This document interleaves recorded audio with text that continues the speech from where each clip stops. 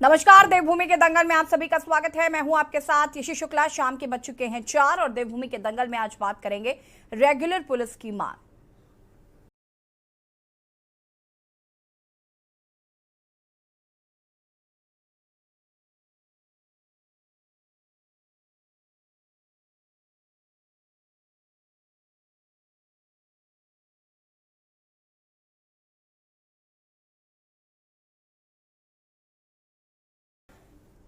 राजस्व पुलिस को समाप्त किए जाने की मांग पर अब भारतीय जनता पार्टी के विधायकों ने भी जोर देना शुरू कर दिया है।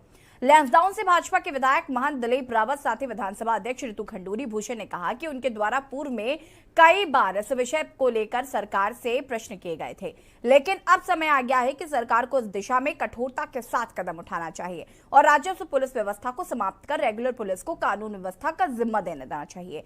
बीजेपी विधायक ने कहा है कि अब सरकार ने कुछ क्षेत्र को चिन्हित किया है जहां पर राजस्व पुलिस की जगह रेगुलर पुलिस काम करेगी, लेकिन इस दिशा में अब सरकार को और आगे बढ़ना चाहिए ताकि कानून व्यवस्था मजबूत हो सके।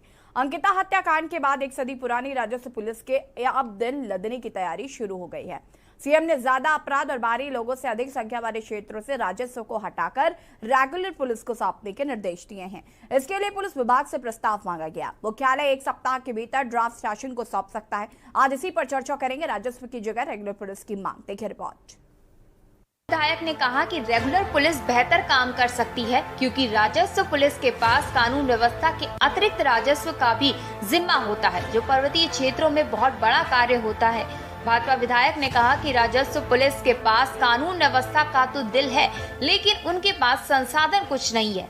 ऐसे में उनके द्वारा जो कानून व्यवस्था को लेकर काम किए जाते हैं वो कारगर साबित नहीं हो पा रहे हैं। इसलिए आजादी से पहले ही लागू हुई व्यवस्था अब समाप्त होनी चाहिए। बहुत अच्छा, मैंने भी आज पढ़ा है अखबार में और मुझे बड़ी खुशी है कि इस तरह का निर्णय सरकार लेने जा रही है, क्योंकि हम जानते हैं कि जो हाँ रिजॉर्ट्स हैं या इस तरह के सेंटर्स खुले हुए हैं जहाँ टूरिस्ट का आना जाना बहुत होता है।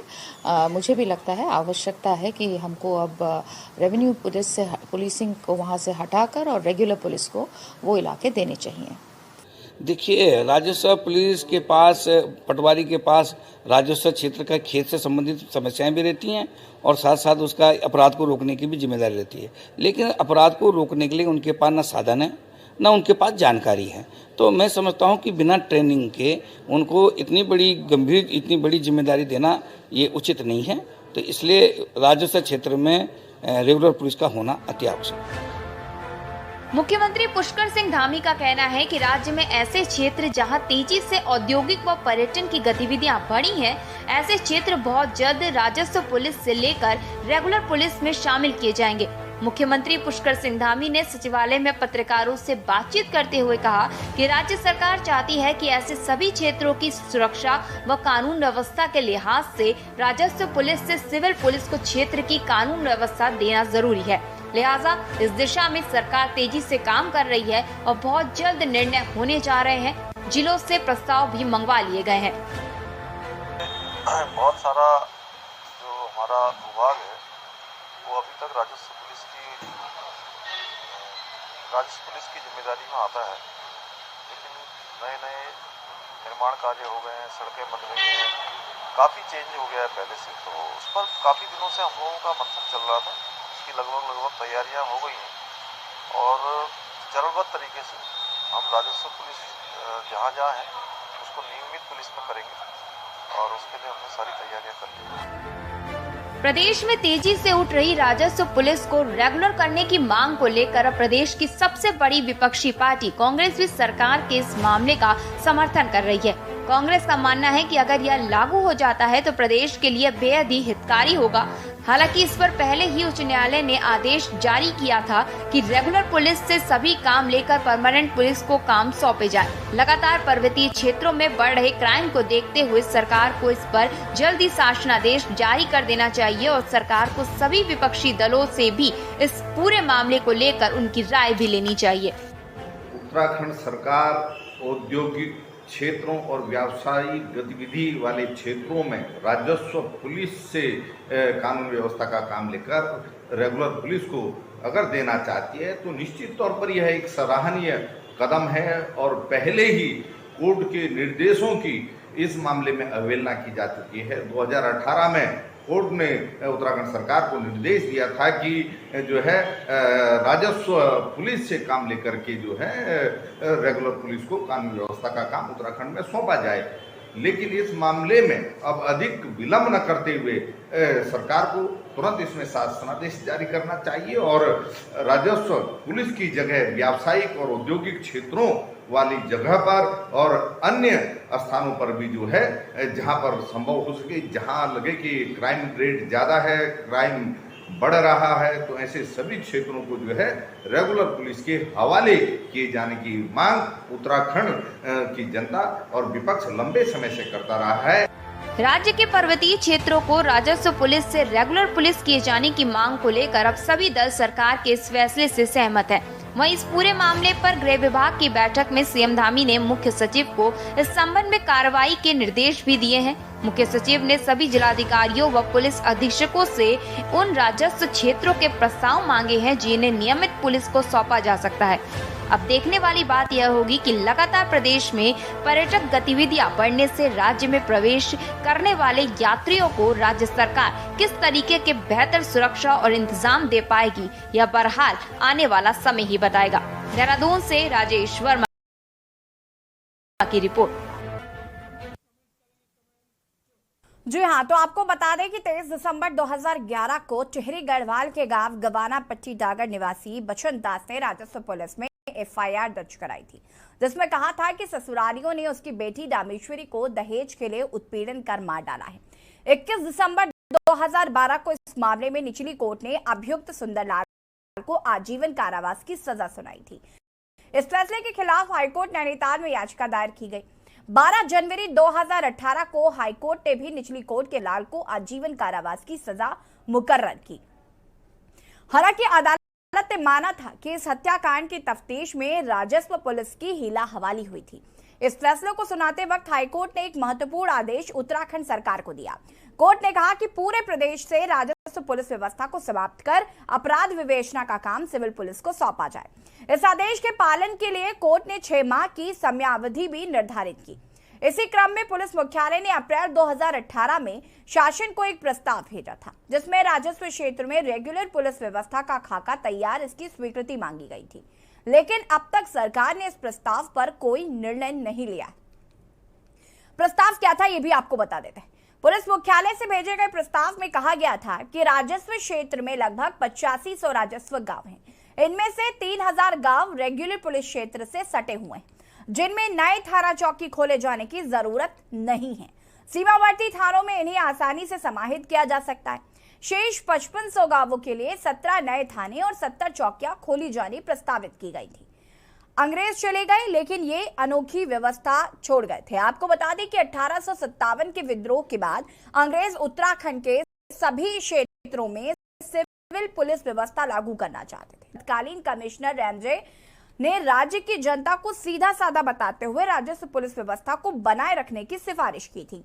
रैमजे की संस्तुति पर राज्य में राजस्व पुलिस व्यवस्था 1874 से लागू है। यहाँ अपराधों की जांच करना, मुकदमा दर्ज करना और अपराधियों को पकड़ना राजस्व पुलिस की ही जिम्मेदारी है। राजस्व पुलिस के पास अपराध रोकने की पुख्ता व्यवस्था न होने और तकनीकी जानकारी के अभाव में अपराधों की जांच प्रभावी ढंग से नहीं हो पाती, जिसका लाभ अपराधियों को मिल जाता है।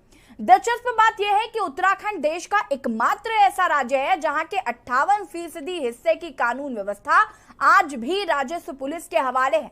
अंकिता हत्याकांड के बाद 1 सदी पुरानी राजस्व पुलिस के अब दिन लदने की तैयारी शुरू हो गई है। सीएम ने ज्यादा अपराध और बाहरी लोगों की अधिक संख्या वाले क्षेत्रों से राजस्व को हटाकर रेगुलर पुलिस को सौंपने के निर्देश दिए हैं। इसके लिए पुलिस विभाग से प्रस्ताव मांगा गया है।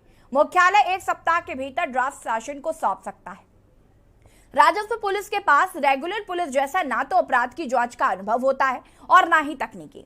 राज्य बनने के बाद से बाहरी लोगों की संख्या अचानक से बढ़ने लगी। सामान्य अपराध से लेकर आधुनिक साइबर क्राइम और नशा तस्करी भी होने लगी।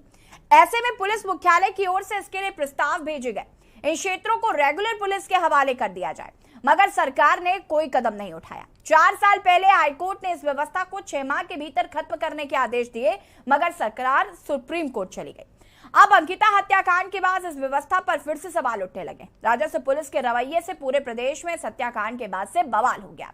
4 दिन तक राजस्व पुलिस की ओर से कोई तहकीकात नहीं की गई, जबकि रेगुलर पुलिस के पास मामला आते ही 12 घंटे में सारी कहानी सामने आ गई। रिजॉर्ट के कुछ कर्मियों से पूछताछ के बाद सारा सच सामने आ गया। राजस्व पुलिस के इस रवैये को देखते हुए सीएम ने भी ये बड़ा निर्णय लिया है। डीजीपी ने बताया कि इसके लिए एक प्रस्ताव तैयार करने के लिए कहा गया है। शुरुआत में सिर्फ उन इलाकों को लिया जाएगा जहां बीते वर्षों में अपराध बढ़े हैं। कई इलाके ऐसे हैं जहां पर भारी लोगों का आवागमन अधिक होता है। बताया गया है कि इन इलाकों की सूची बनाकर 1 महीने में शासन को भेज दिया जाएगा। शासन के निर्देशानुसार इन क्षेत्रों को रेगुलर पुलिस के अधिकार क्षेत्र में दे दिया जाएगा। शुरू में थाने चौकियों के पास वाले क्षेत्र शामिल होंगे।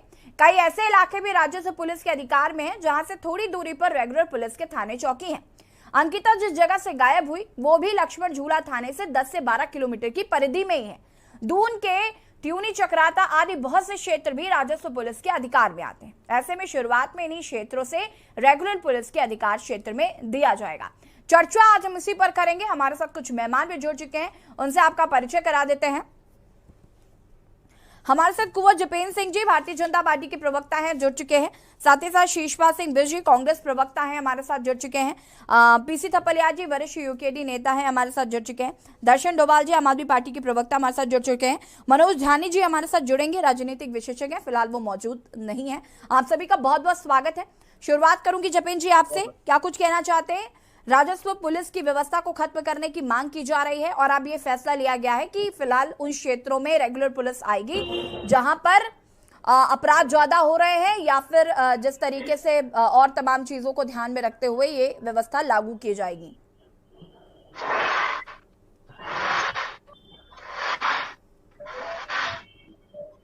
जपेंद्र जी सुन पा रहे हैं मुझे? जी जी, आपकी आवाज आ रही है। देखिए, वर्तमान स्थिति को देखते हुए और जिस तरह से सरकार निर्णय ले रही है और सरकार ने जो निर्णय लेने थे, अंकिता भंडारी जो उत्तराखंड की बेटी के साथ जिस तरह से जो वाकया हुआ और भविष्य में इस तरह के वाक्यों पे रोक लगाई जाए और घटनाओं की पुनरावृत्ति उत्तराखंड में ना हो, तो ये साफ हो जाएगा। माननीय मुख्यमंत्री जी ने, सरकार ने पहले ही साफ किया राजस्व पुलिस के नेताओं को रेगुलर पुलिस को देने के ऊपर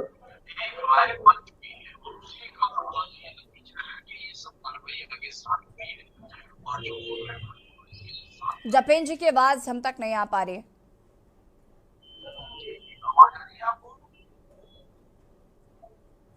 जपेंद्र जी वापस आऊंगी मैं आपके पास, आपकी आवाज हम तक नहीं आ पा रही हूँ। आपको फिक्स करने की कोशिश करते हैं। शिवपाल जी जी, यशी जी क्या कुछ कहना चाहते हैं?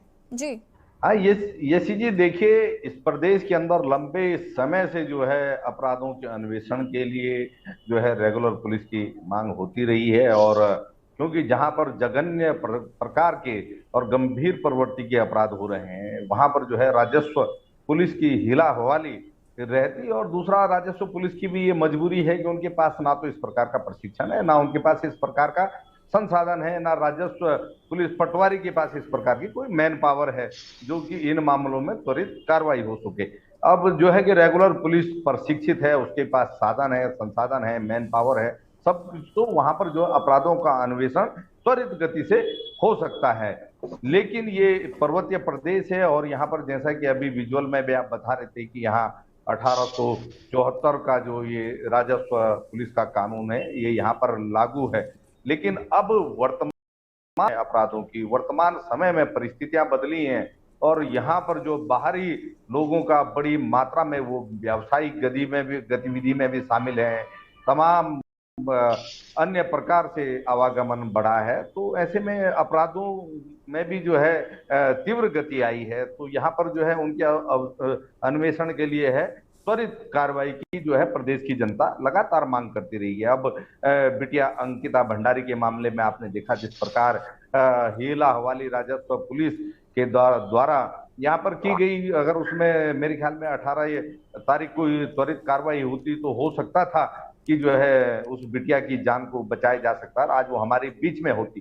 तो हम इस बात की मांग कर रहे हैं कि जब हाई कोर्ट ने 2018 में ये आदेश दे दिए थे यहाँ पर रेगुलर पुलिसिंग के, तो सरकार ने सुप्रीम कोर्ट का रुख किया उसके बचाव में, और यहाँ पर ये मामला आपने देखा कि इस प्रकार की समय क्राइम जघन्य प्रकार की वारदातें हुई।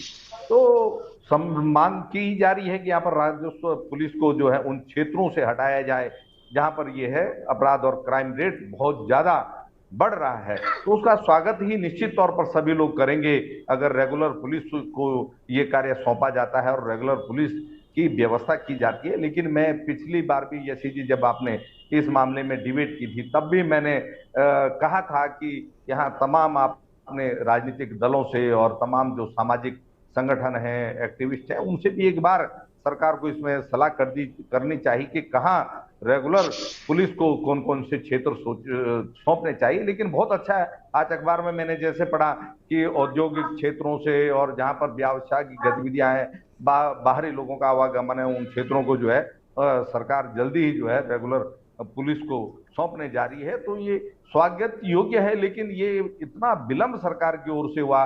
जब मीडिया ने इस मामले को उठाया, अंकिता हत्याकांड के बाद विपक्ष ने इस मामले को उठाया, उसके बाद सरकार जाग रही है, देर से जाग रही है, लेकिन अगर जाग रही है तो निश्चित तौर पर ये अच्छी बात है और हम स्वागत करेंगे इसका। बिल्कुल शिषपा जी, पीसी थपलिया जी क्या कुछ कहना चाहते हैं इस पूरे मामले को लेकर?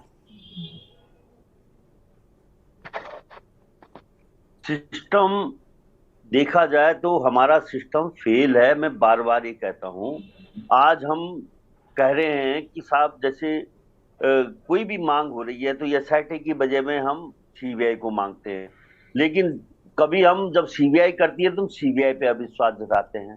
हमारी जो पुलिस है व्यवस्था वो आज दूर से धुली नहीं है, उसमें भी उतनी ही कालिख मौजूद है जितनी राजस्व पुलिस हमारे पहाड़ को जो 125 साल से देखती आ रही है। मैं उसका पक्षधर नहीं हूं, लेकिन जो कुछ आज डीजीपी ने कहा ये पहले से ही एक्सिस्टिंग है। आज पुलिस हमारी पार्टीशन, मेरे क्षेत्र में अगर आप देखोगे तो कोटद्वार से सतपुलिस से पार्टीशन तक पहुंच गई है, और वो धीरे धीरे उसी फंडा को अपनाती है कि जहां जहां अपराधीकरण ज्यादा होगा वहां वहां प्रस्तावित होगा कि यहाँ पे थाना खोला जाए। लेकिन राज्य बनने के बाद हमारे जो नेता हैं, बच्चे जो आ गए हैं राजनीति में, इनको पता ही नहीं है कि पहले क्या था, आज क्या है, क्या था जलवा कभी पुलिस राजस्व पुलिस का उत्तराखंड में हमने देखा है। जब घोड़े से राजस्व पुलिस का पटवारी चलता था तो गांव सलाम करता था, सलूट करता था। आज जिस तरह से जो चीज ये पुलिस कर रही है शहरों में, अब मेरे को रोना आ रहा है। वही चीज हमारे अब पहाड़ों में होगी, क्योंकि जो षड्यंत्र आपने अभी देखा होगा कि अंकिता के कांड में उन्होंने पुलिस ने रिमांड में नहीं लिया, उसको बाद में लिया रिमांड में, जबकि उसको इमीडिएटली रिमांड में लेना था, इमीडिएटली सीज करनी थी, जगह नहीं की। और अब हम कितने वैसे हैं, हम उन पे विश्वास कर रहे हैं। मैं कह रहा हूँ सिस्टम फेल हो चुका है, चाहे राजस्व पुलिस हो। मैं यहाँ पर ये समझ नहीं पा रही हूँ कि आप क्या कहना क्या चाह रहे हैं कि ये जो सिस्टम लागू होना, एक सेकंड रुक जाइए, ये जो चीज आज डीजीपी ने बोली आप सुने नहीं, वही चीज हो रही है, डीजीपी पहले से हो रही है। मैं बोल रहा हूँ पहाड़ों में पहले से ही थाने जा चुके हैं। वो तो डिबेट ऐसा है कि लोगों की जो याददाश्त है कमजोर होती है, उसका फायदा ये लोग उठा रहे हैं कि सब हमने कर दिया। अंकिता कांड का जो जोश है उसको खत्म करने के लिए ये कार्यक्रम किया जा रहा है कि पुलिस को दिया जाएगा। इनकी ये लोग, आप याद रखना, आज ये 5 साल में भी पहाड़ में पुलिस व्यवस्था नहीं स्थापित कर सकते, इनके पास पैसा ही नहीं है। ये लोग वो अभी बोल तो दिया डीजीपी ने, 1 महीने में अब जहां जहां अपराध हो रहे हैं वहां का प्रस्ताव भेजेंगे ये सरकार को। आप ध्यान से यही सुनो ना। बात तो मैं बोल रही हूँ, ये शुरुआत में मैंने यही तो बताया कि डीजीपी साहब यही तो कह रहे हैं कि जहां पर अपराध बढ़ रहे हैं, बाहरी क्षेत्र के लोग ज्यादा आ रहे हैं, सिर्फ उधर ही पुलिस की ये व्यवस्था लागू करेंगे, अभी पूरे उत्तराखंड में नहीं कर रहे। हाँ, नहीं कर रहे हैं। अरे व्यवस्था पहले से ही है, पहाड़ों में पुलिस पहुंच चुकी है। चंबा में पहले पटवारी होता था, पाटीसैंड में पहले पटवारी होता था, और वहां पहुंच चुकी है। कम से कम 5-10 साल हो गए वहां पहुंचे हुए पुलिस को। ये मैं कह रहा हूं, ये जो चीज कह रहे हैं, ये खाली नए कपड़े पहनाने की कोशिश कर रहे हैं, बाकी अंदर सब कुछ व्यवस्था वही नंगी है। ये नंगी व्यवस्था खत्म व्यवस्था हमारे जो उत्तराखंड है, ये बिल्कुल आईसीयू में जा चुका है। विस्तार से भी इस पर बात करते हैं आपसे पूरी जानकारी मैं लूंगी इस पर। दर्शन डोभाल जी। जी देखिए, ये जो आज एक खबर है कि जहां भी औद्योगिक जहां पर गतिविधियां हैं या पर्यटन की जहां ज्यादा गतिविधियां हैं वहां पर रेगुलर पुलिस के अंडर में आएगा। ये बहुत अच्छी खबर है और ये बहुत पहले हो जाना चाहिए था।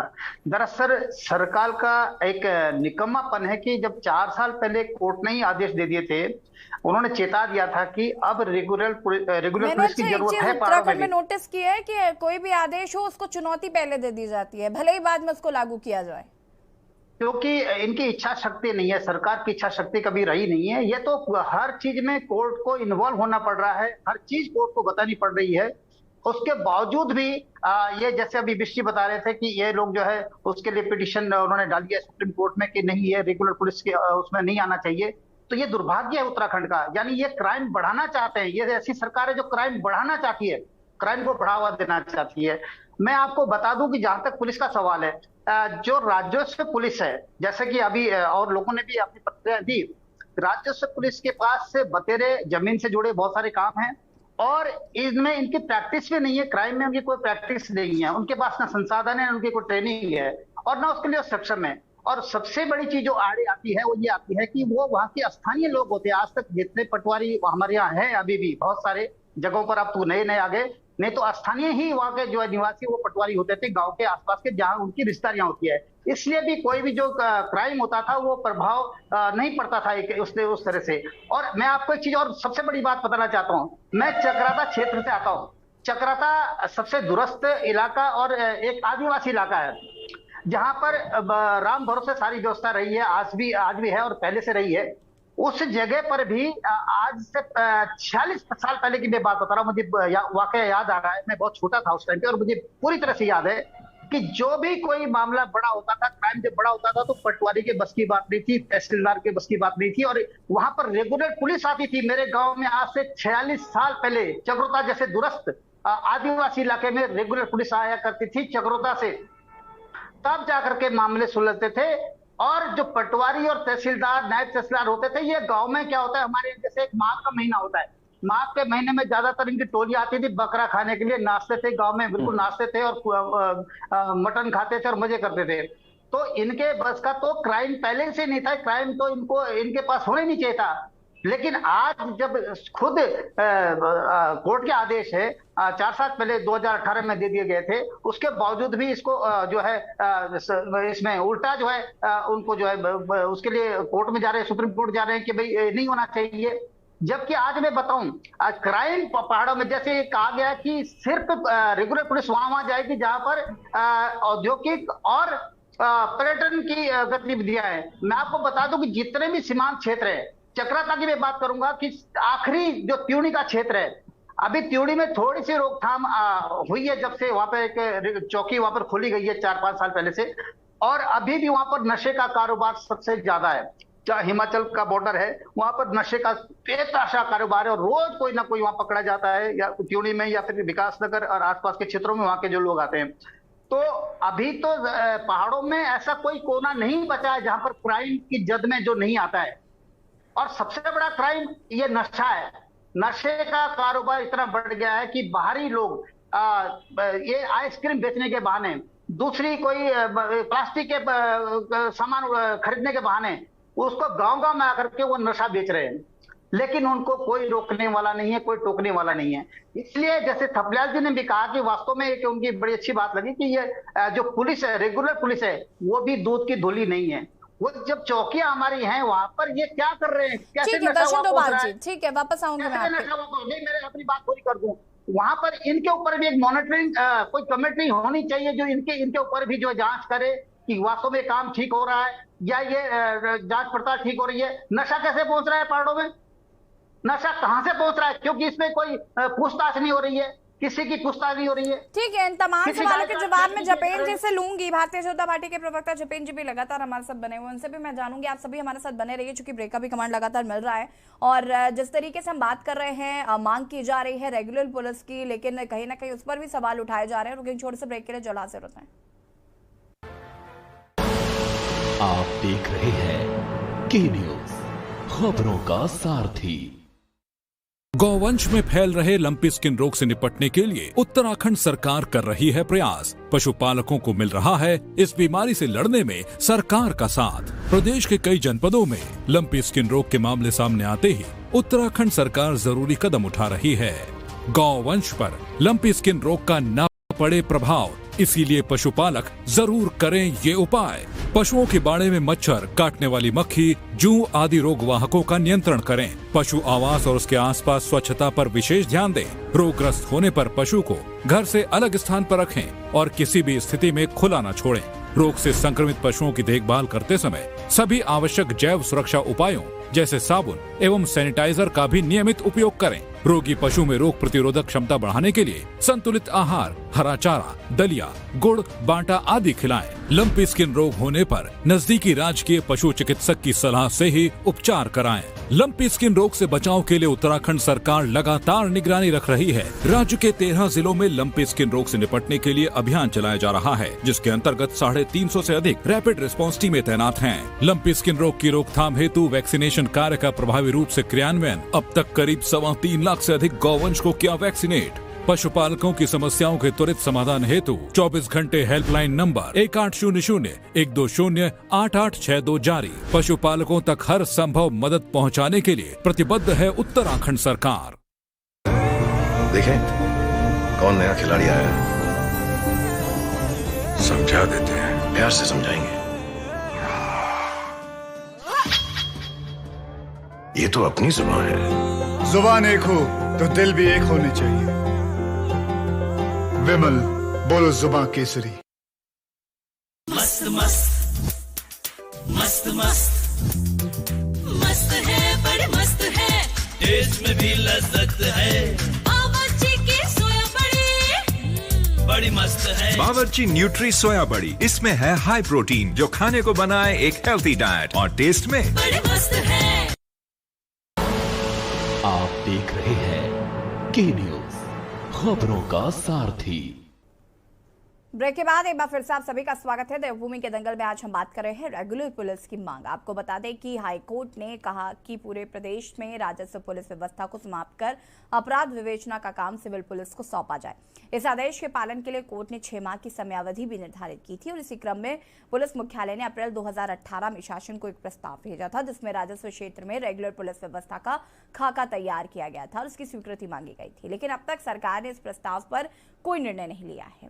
पुलिस मुख्यालय से भेजे गए प्रस्ताव में कहा गया था कि राजस्व क्षेत्र में लगभग 8500 राजस्व गांव हैं। इनमें से 3000 गांवों में रेगुलर पुलिस क्षेत्र से सटे हैं, जिसमें से नए थाना चौकी खोले जाने की जरूरत नहीं है। सीमावर्ती थानों में इन्हें आसानी से समाहित किया जा सकता है। शेष 5500 गांवों के लिए 17 नए थाने और 70 चौकियां खोले जाने प्रस्तावित की गई थी। आपको बता दें कि ये व्यवस्था 1857 के बाद से चली आ रही है। 1857 के विद्रोह के बाद अंग्रेज उत्तराखंड के सभी क्षेत्रों में सिविल पुलिस व्यवस्था लागू करना चाहते थे, लेकिन कुमाऊं के तत्कालीन कमिश्नर रैमजे ने राज्य की जनता को सीधा साधा बताते हुए राजस्व पुलिस व्यवस्था को बनाए रखने की सिफारिश की थी। रामजी की संस्तुति पर राज्य में राजस्व पुलिस व्यवस्था 1874 से लागू है।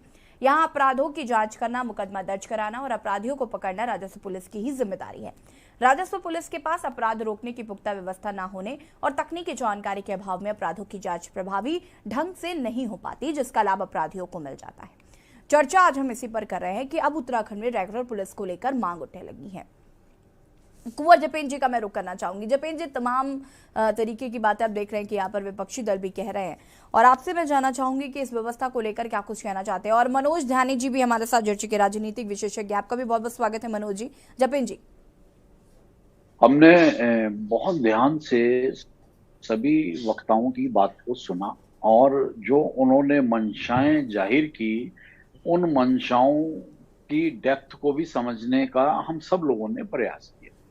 वर्तमान सरकार और युवा मुख्यमंत्री किसी भी तरह से अपराधीकरण को रोकने की दृष्टि से कहीं पे भी बड़े निर्णय लेने के लिए पूरी तरह से आगे बढ़ रहे हैं, और ये दिखता भी है। अंकिता भंडारी हत्याकांड जो उत्तराखंड की बेटी का हुआ, उसके बाद से जो माहौल बना, तो सरकार ने निर्णय ले लिया। सरकार ने निर्णय लेना था। मुख्यमंत्री जी ने पहले कहा कि रेगुलर पुलिस की आवश्यकता है, और रेगुलर पुलिस और राजस्व पुलिस के ऊपर हम लोग बहस कर रहे हैं। तो जो ये पिछले घटनाक्रम हुआ, उसमें जिस बेटी की जान गई वो भी उत्तराखंड से संबंधित थी, जान लेने वाले वो भी उत्तराखंड से संबंधित थे। और आज जो पिछला हमारा ये सिनेरियो चेंज हुआ है, और जिस तरह से उत्तराखंड का युवा पूरी तरह से पूरी देश दुनिया में घूमता है, काम करता है, आता है, और पर्वतीय जिलों में जिस तरह से जो सूचनाएं आ रही हैं, चाहे वो LIU के माध्यम से हो या आम जनता के माध्यम से हो, यहाँ नशे के कारोबार का सवाल उठा, तो हमारा युवा उसमें जिस तरह से उस गर्त में जा रहा है, उन अपराधीकरण की तरफ जो बढ़ा है, जिन्होंने अपराध में कदम रखा है। हम बार बार कहते हैं कि ना तो अपराधी का कोई चेहरा होता है, ना अपराधी का कोई धर्म होता है, ना अपराधी मानसिकता का कोई प्रदेश होता है, ना परिवार होता है। तो हम सब लोगों को अपराध के खिलाफ एकजुट होकर उस अपराधीकरण पर नकेल डालने के लिए और उत्तराखंड के पर्वतीय जनपदों के माहौल को अच्छा बनाने के लिए मिलजुल कर प्रयास कर रहे हैं। विपक्ष ने पहले प्रोत्साहना करी, पहले आपने सरकार के निर्णय को एक्सेप्ट करा और आपने कहा बहुत अच्छा निर्णय है। तो जो अच्छे निर्णय हैं, वो अच्छे निर्णय प्रदेश की बेहतरी के लिए है, प्रदेश के युवाओं के बेहतरी के लिए है, लॉ एंड ऑर्डर की सिचुएशन को मेंटेन रखने के लिए है। ठीक है, आप मुझे ये बताइए कि उत्तराखंड में, जपेन जी रुक जाइए, सवाल तो मैं ही पूछूंगी ना। मैं ये जानना चाहती हूँ कि कार्यपालिका अपना काम ठीक तरीके से क्यों नहीं करती है कि हर बार न्यायपालिका को हस्तक्षेप करना पड़ता है, और उसके बाद जब हाई कोर्ट हस्तक्षेप करता है तो आप सुप्रीम कोर्ट में चले जाते हैं और वापस फिर आप वहीं आते हैं।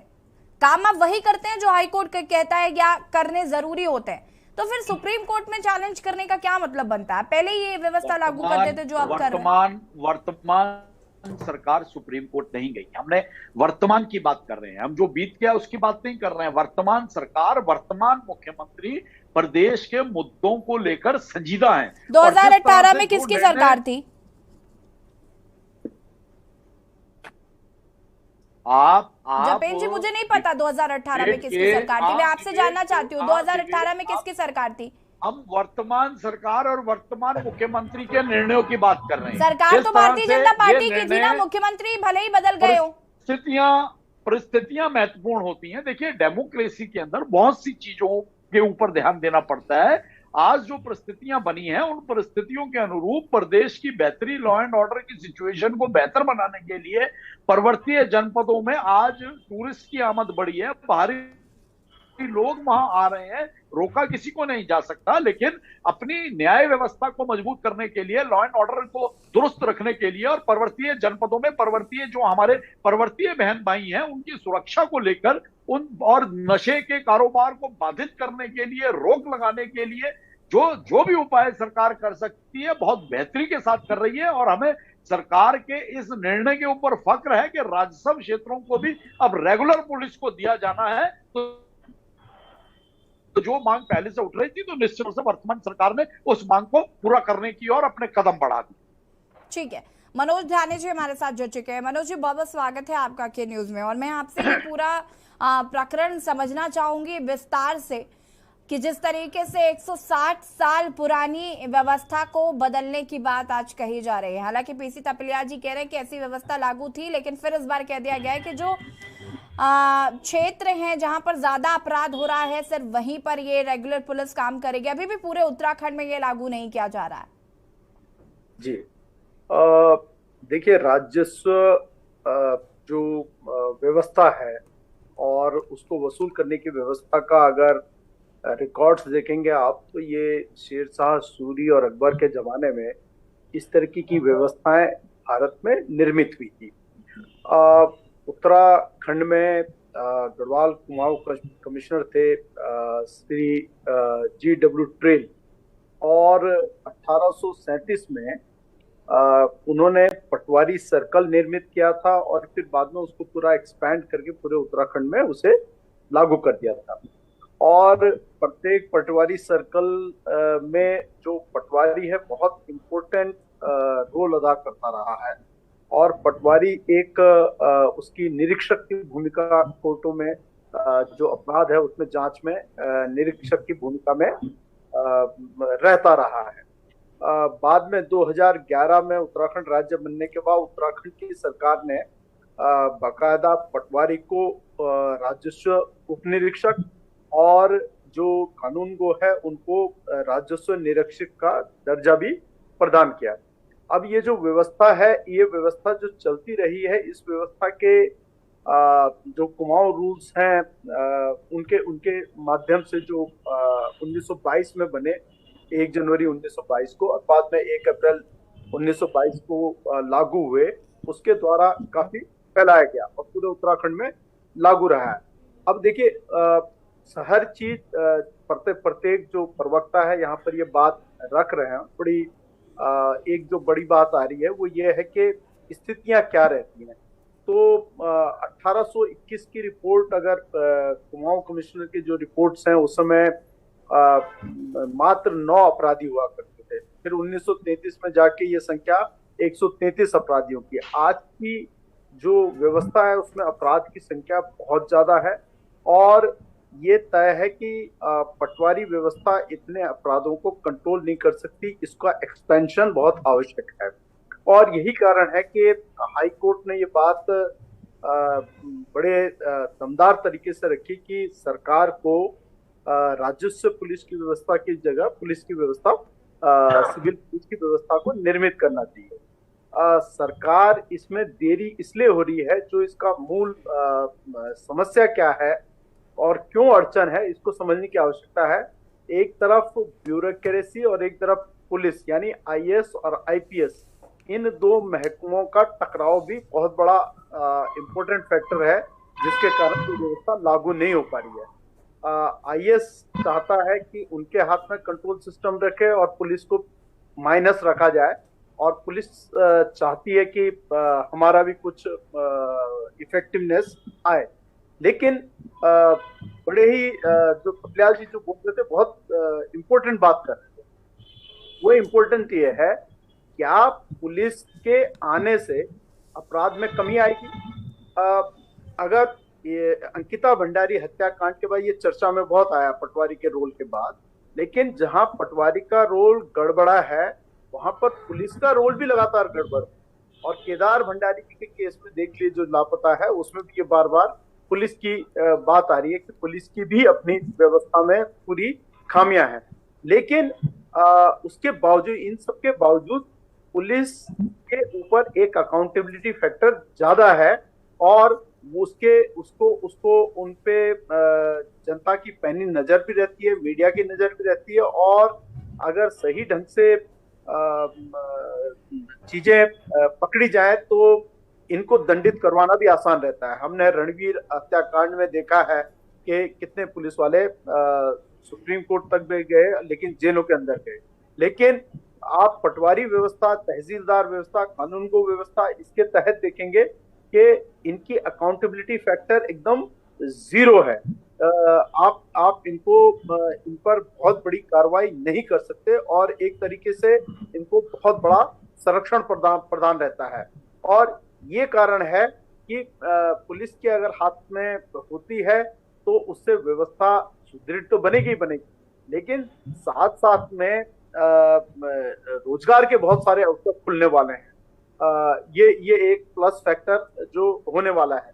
लेकिन एक बिंदु जिसे मैं यहाँ पर जरूर रखना चाहूंगा, वो है रिफॉर्मेटिव सिस्टम, क्योंकि दोनों की दोनों व्यवस्थाएं अंग्रेजों के द्वारा संचालित व्यवस्थाओं का हमने एज इट इज लिया है, लेकिन हम अपने आजाद राष्ट्र का कोई ऐसी व्यवस्था या कोई ऐसे मूल्य उनमें प्रवाहित नहीं कर पा रहे तो व्यवस्थाओं में कि वो जनता के साथ सामंजस्य भी स्थापित करे और साथ साथ में व्यवस्था एडमिनिस्ट्रेटिव जो इफेक्टिवनेस है वो भी आए।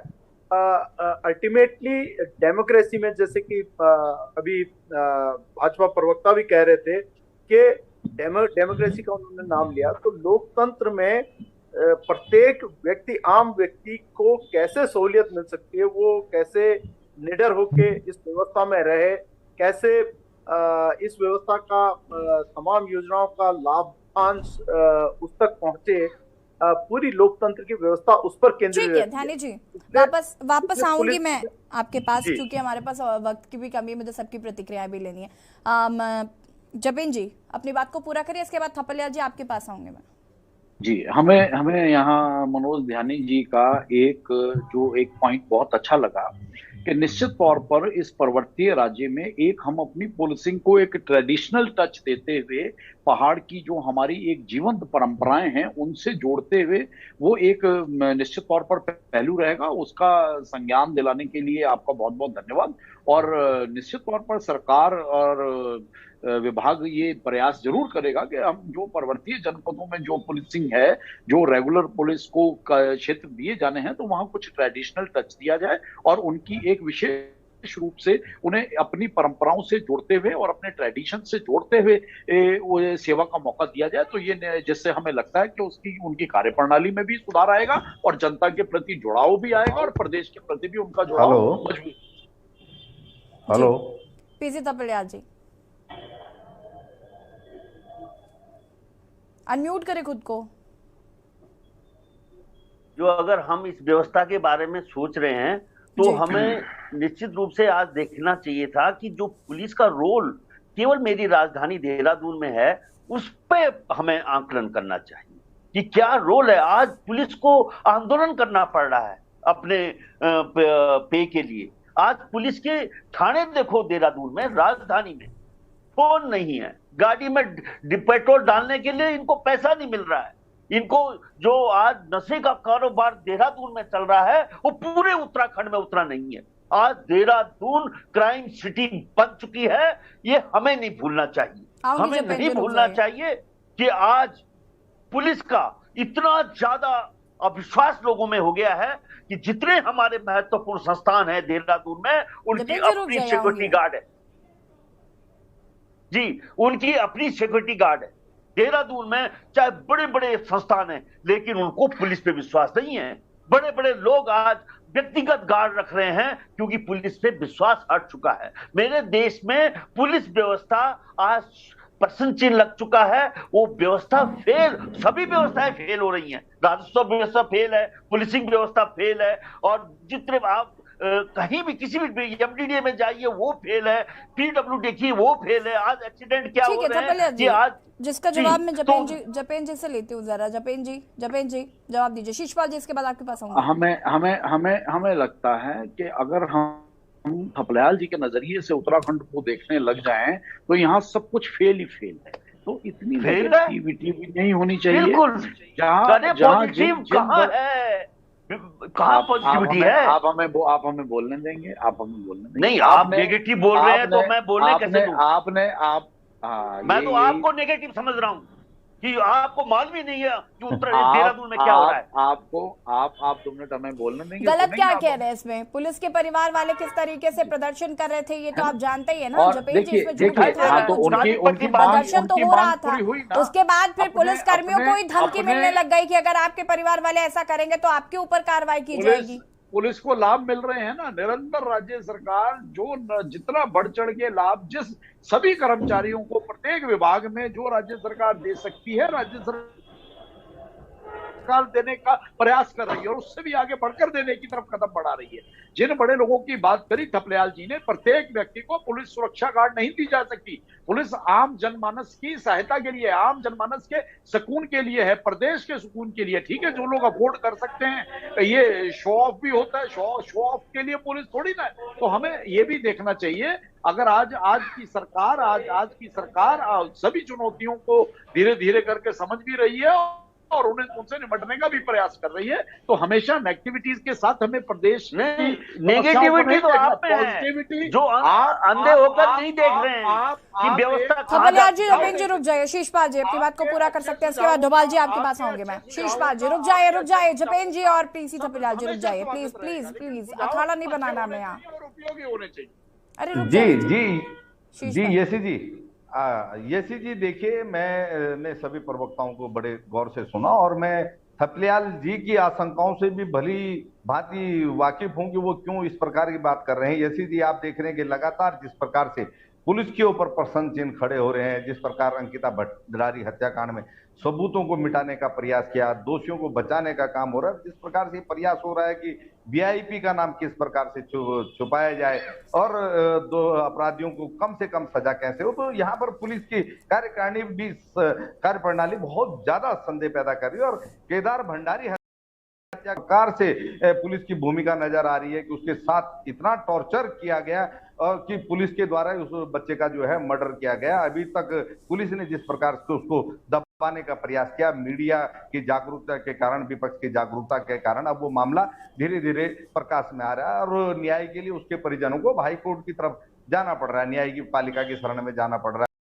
पुलिस का और कानून व्यवस्था जिस प्रकार से येसी जी लगातार पटरी से उतर रही है, अभी प्रदेश के हर कोने से आए दिन अपराध की खबरें आ रही हैं, तो पुलिस को यहाँ पर थोड़ा राजनीतिक दबाव को कम करते हुए थोड़ा बिल्कुल अगर वो मतलब निष्पक्ष होकर के अगर कार्य करेगी तो पुलिस की छवि में भी सुधार होगा। लेकिन वर्तमान में येसी जी इस समय जो यहाँ पर प्रदेश में पुलिस की जो भूमिका है वो बहुत ही पक्षपातपूर्ण है और यहाँ पर कानून व्यवस्था इस समय वास्तव में पटरी से उतरी हुई है, इसलिए लोगों का भरोसा पुलिस पर से उठ रहा है।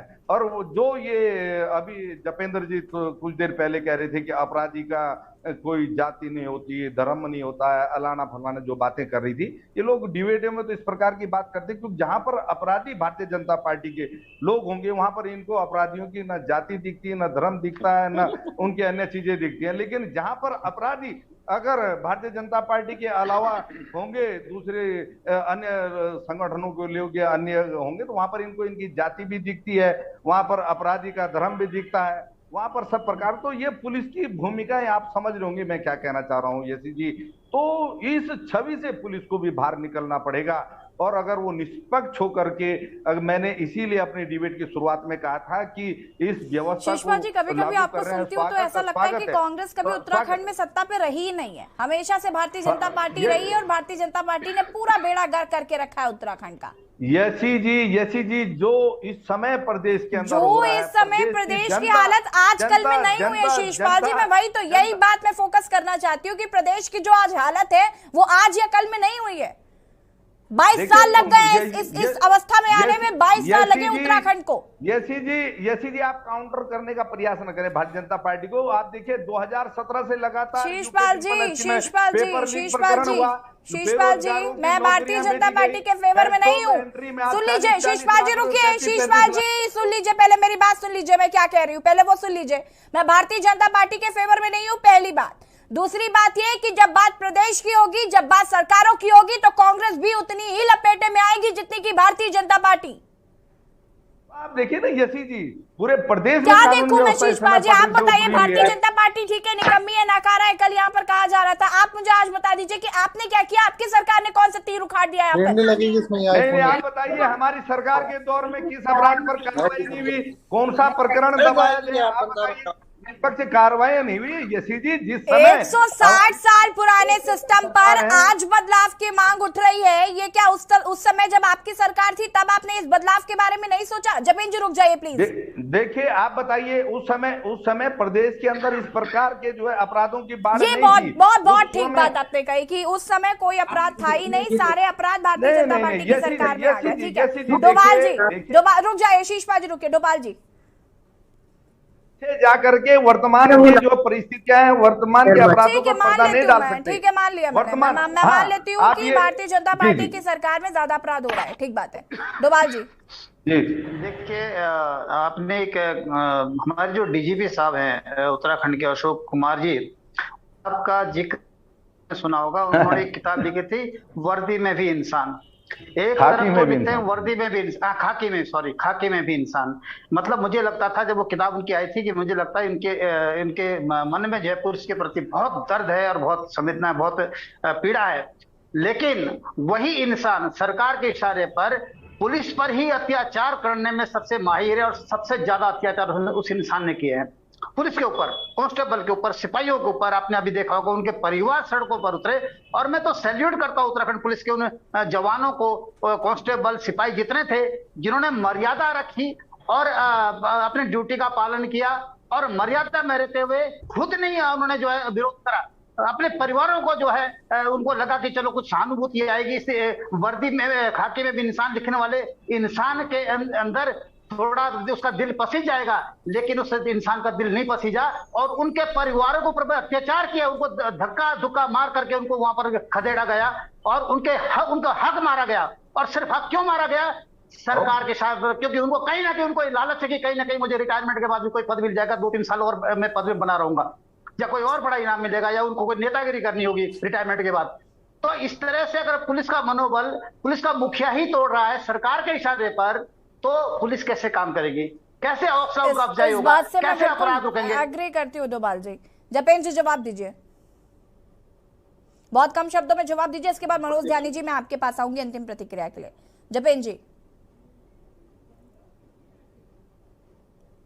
जपेन जी सुन पा रहे हैं आप मुझे? नहीं सुन पा रहे हो शायद। ठीक, जपेन जी अनम्यूट करें खुद को।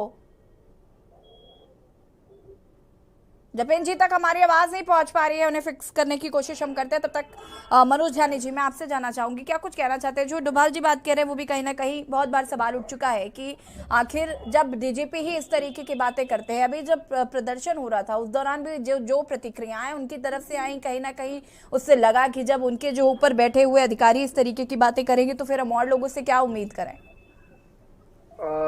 देखिए, ये तो मैंने कहा कि पुलिस रिफॉर्म्स एक बहुत बड़ा सब्जेक्ट है और उसका होने का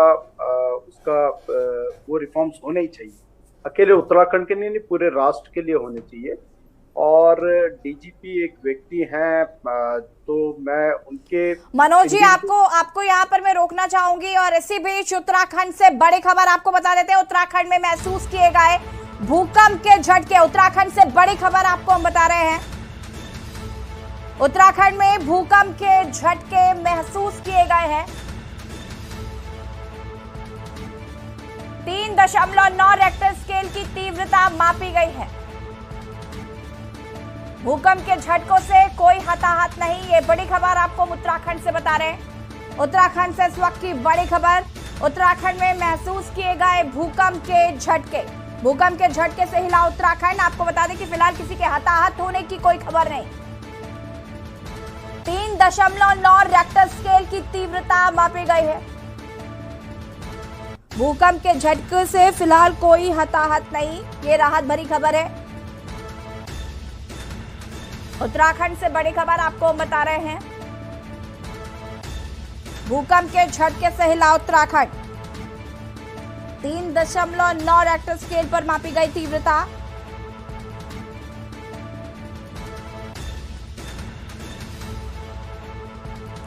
भूकंप के झटके से कोई हताहत नहीं, ये राहत भरी खबर आपको बता रहे हैं।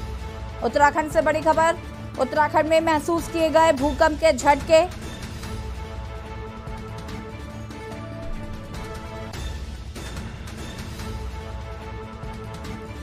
और इसी खबर पर ज्यादा जानकारी के लिए उत्तराखंड ब्यूरो चीफ राजेश वर्मा जी हमारे साथ जुड़ चुके हैं। राजेश जी, क्या कुछ जानकारी है?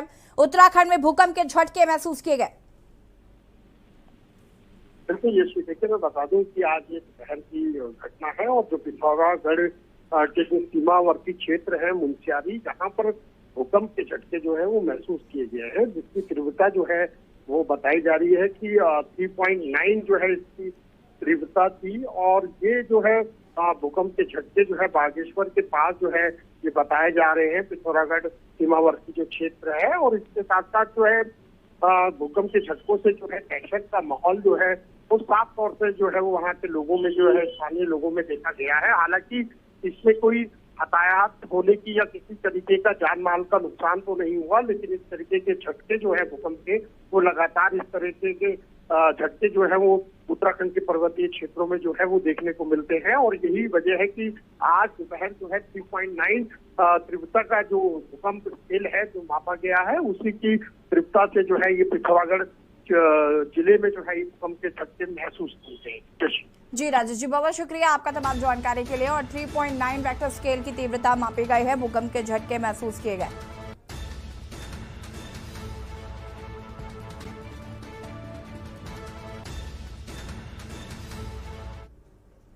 और देवभूमि के दंगल में लगातार बात कर रहे हैं रेगुलर पुलिस की मांग। मनोज ध्यानी जी हमारे साथ जुड़े हुए। मनोज ध्यानी जी, बहुत कम शब्दों में अपनी बात को पूरा करिए प्लीज। सबसे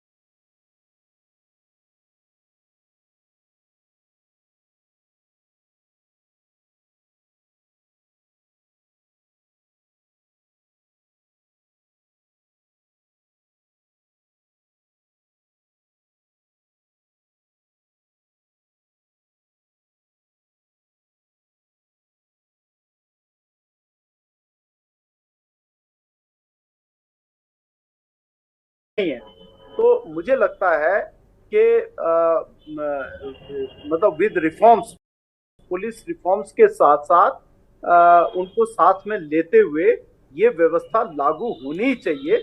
और आज जिस तरीके से उत्तराखंड के बहुत सारे गांव खाली हो चुके हैं, आवश्यक है कि अपराधियों के संरक्षण स्थलियां ना बने। बहुत आवश्यक है कि देश के दुश्मनों को रोकने के लिए, अपराधियों को रोकने के लिए बहुत सारे क्रियान्वयन की आवश्यकता पड़ेगी। तो मेरे को लगता है कि ये व्यवस्था पुलिस की व्यवस्था की ओर सरकार को बढ़ना चाहिए। ठीक है, सुनियोजित तरीके से, बहुत ही अच्छे तरीके से ये व्यवस्था लागू होनी चाहिए। फिलहाल बहुत बहुत शुक्रिया आप सभी का चर्चा में शामिल होने के लिए।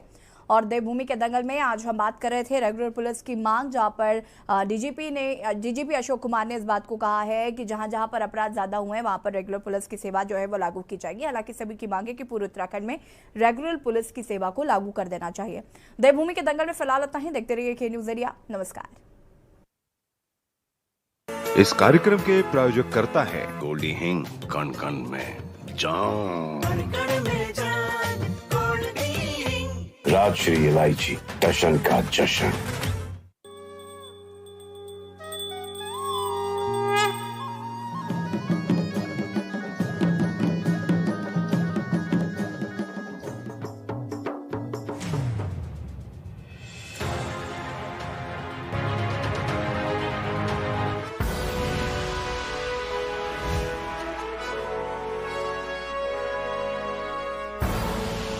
आप देख रहे